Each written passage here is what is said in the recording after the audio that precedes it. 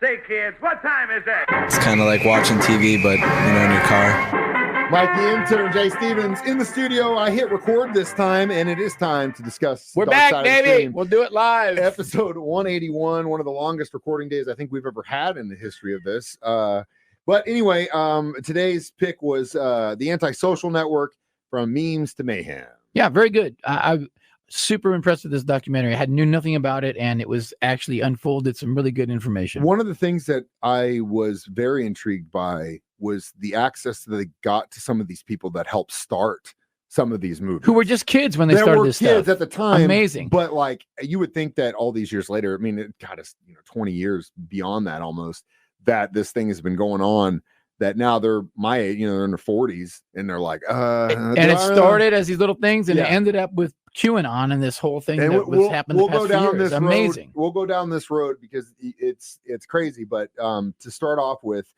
you made mention of it. It started with a bunch of kids, and this is another great example of why I am very happy this stuff didn't exist when I was 14, 15 years old. Now, I said I do have video of what we used to call skits that we would make when I was in junior high. I'd like to see this. I have it. I don't know if I'd ever show it to anyone. I have them. I used to hold on to them because I knew that one of us would get famous one day. And if I needed to blackmail that person, I'd have it. Oh my gosh, you're a regular Jeffrey. But I would have just been You're a regular Jeffrey Epstein. I would have been just blackmailing myself. So it's on a DVD recorded somewhere in all my. So when I die, if you guys want, you find that stuff. It's on a blank. I'm looting the house. No, I'm dying before you. What am I talking about? You don't know that. I don't know what's going to happen tomorrow. Anyway, how did we get on the subject? So the Antisocial Network. It starts off talking about how really 4chan was kind of the pusher for a lot of these movements, Anonymous, QAnon, all that stuff. And we'll get into that. But that was born out of necessity in Japan with a site called 2chan, which was for the first time a place where you can anonymously post things.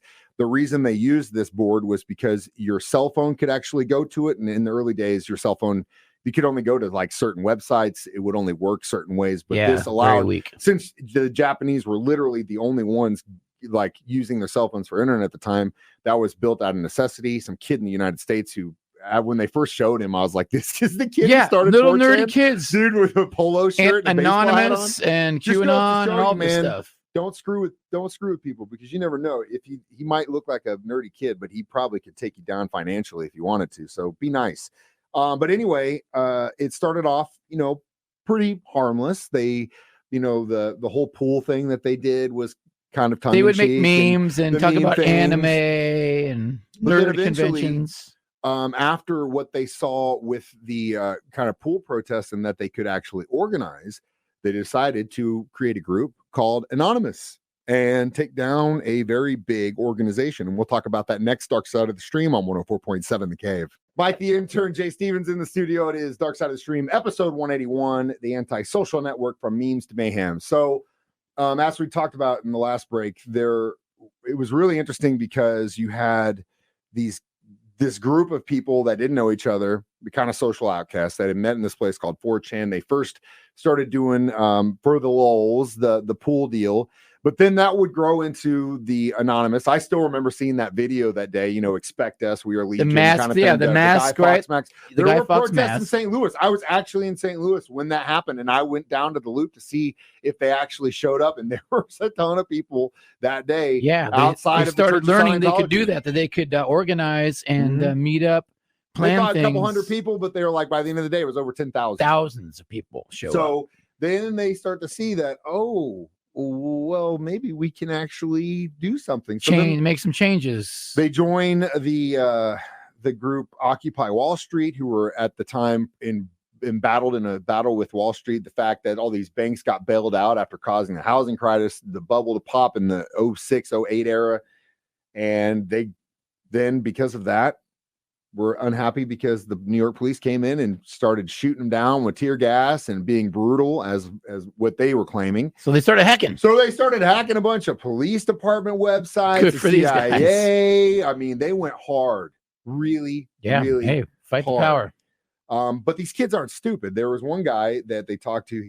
He said that he had a chat with some guy who was pretending to be one of the dudes, You're just feeding him all this information. And he said, didn't this he is just weird. This is really yeah, sus. this is weird. Didn't do anything, closed his laptop. The next day finds out that one of the guys who's claiming was getting raided. He literally went home, wiped his hard drive, and then spent the next 6 to 8 months on the run. On the lam, baby. Trains, buses, living by himself, didn't contact his friends, his family. He was scared to death. That other guy I mentioned earlier got on the internet and wiped himself completely clean from everywhere. Every forum he saw his name, he wiped it where he could. I mean, again, and what I'm getting to is this is such a really cool study of how sociological things happen, and in essence, how you can create something, step away from takes its life of its own, and then you can come back. For example, let's say that Christianity is born, right? And then we go off and we do what we do as human beings, and we perpetuate Christianity into the world and all this stuff. 2,000-3,000 years later, Jesus comes back and he goes, okay, how'd you guys do with this Christianity thing I started? It must look completely different than what was originally the basis of the foundation of what he began, right? You could say that with the clubs you started with at school, and you go back to your high school like 10 years later, it's completely different. I'm using different examples. Even that thing we did a documentary on, a dark side on recently, Freak Fest. Same thing. With a bunch of really cool, becomes something different. Black kids. Coachella, Burning Man. They wanted to have a spring break, and now it's a party where like people could get seriously hurt, arrested, sex trap. It's a whole other thing. Own. Bottom line is this. Sometimes when you create something, you're going to probably create a monster. And I don't think these kids initially thought that this would be what it became. He did his best to try and squash a lot of this stuff. So what happens when you create something and you can't do it there, you just go somewhere else. Yep. And that's where all this stuff happened and started going other places. And we'll talk more about that next. Dark Side of the Stream on 104.7 The Cave. 104.7 The Cave, Mike the Intern, Jay Stevens back in the studio. It is Dark Side of the Stream, episode 181. We've created a monster. The Antisocial Network. Yeah, maybe. If anyone's watching. Dark Side of the Stream, this all started with me saying, hey, you know, this documentary about... Did you see what this guy's neighbor did to him, man? Yeah. Check out 205. Then once I really, my favorite part of this documentary was really the beginning, where you got to see how all these things really started, because I went to them. I was a part of it. I was in college when all this stuff was going down and this stuff was being created. I was a part of it. I saw it. I might have not contributed to it. And sometimes I may have gotten to things where I was like, I'm getting the hell out of here. I don't want to deal with this, but it's there. And that's the internet. It's unregulated, so it's the Wild West. It is what it is. My internet feed just continuously shows me pictures of girls in bikinis and stuff like that. I don't know why. I do not ever want to go into like your suggested reels and Instagram. Yeah, it's amazing. Like why do the devil targets me every day? Why are we showing all these videos from Thailand, Jay? I don't know. Anyway, so then you start to see the beginnings of what really is the dangerous part of this entire story. You saw in the beginning where some kids would have their really twisted, dark senses of humor, and they would say things where it would be bad. But then the first case of really where it turned really bad was when this female game developer created a game that was a text-based game. It wasn't really a big deal. But then for some reason, all these dudes that were very angry with women, mainly because they probably never had a girlfriend before in their life, they had severe issues with women, just started to lash out on her, lash out on female journalists in the game, and saying they were trying to, demasculine this whole, which is the dumbest thing in the world. But it got traction. And again, it's basically like what you're seeing now in our country. You see it because the media perpetuates the extremes. Yep. They perpetuate the extreme right and they perpetuate the extreme left. Most of us are right here in the middle, but we don't get coverage. It's like when they were talking about the Occupy Wall Street thing. Those dudes had been out there for weeks and weeks and weeks. Media didn't touch it. Nope. Didn't want to say only when Anonymous got involved. But as soon as someone that had name and recognition and was a little edgy and dangerous, boom, we're going to talk about that. When I had thought, it just goes. The eye-opening part of this to me was, when I always thought about Anonymous, oh man, it's this secret group of hackers, these badass dudes. No, a bunch of nerdy kids. Well, when you saw the guys that were behind this, you're like, yeah. Wow. But again, that's the problem, is you don't know who's behind that. And then stuff. QAnon thing, who was behind that? Really trippy dude. Well, he's the one who probably started, but now it could be anyone funneling whatever kind of propaganda they want through those channels. And that one guy that was so hooked by it, and then finally he had like a YouTube page about it, QAnon, this is what's going on. Yep. And then finally now he's like, it was all lies. It was all bull. But he's trying to make money. Wow. Again, that's the thing about unregulated internet, is that you can say whatever you want. And if it manifests, then all of a sudden we're all lizard people that were, raised underground in bunkers, and we're running the, media, or whatever kind of crazy tinfoil hat conspiracy you want. That's back to what I said. They only care about what's on the extreme. And that's why the most extreme stuff goes to the forefront, because if for some reason there's validity in it. I don't know why we are that way as humans, but for some reason that is the way it is. And now when they had that one dude who left 4chan and created 8chan and all that stuff, it's just like, man, how far are we going to go with this thing? Well, that's how the January 6th they got that thing rallied together, was through those boards. It was amazing. And again, it's crazy to me that there are so many things in this world that really need attention, right? So many things that if we could just show up, like you, if we just show up and give up, 1% of our life, 5% of our life to really good causes, how much better this world would be. But then when you see everything that these people get up in arms about and are willing to just do everything they can, just makes me crazy. It really, what this whole thing did for me as a viewer would just solidified the fact that I think this generation and all the generations that are coming up after me need a lot of therapy. Look at Mike's deep thoughts with Mike this morning. Bro, every single one of those dudes, the way they talk, what they talk about, it's just like, you should seek therapy so you can actually deal with what is causing you to have these thoughts and make you think that this is the way the world is, when it's not. It's all here, buddy. And you need to figure that out. There you go. That's Mike's PSA. We'll be back with our reviews. Antisocial Network next on 104.7 The K.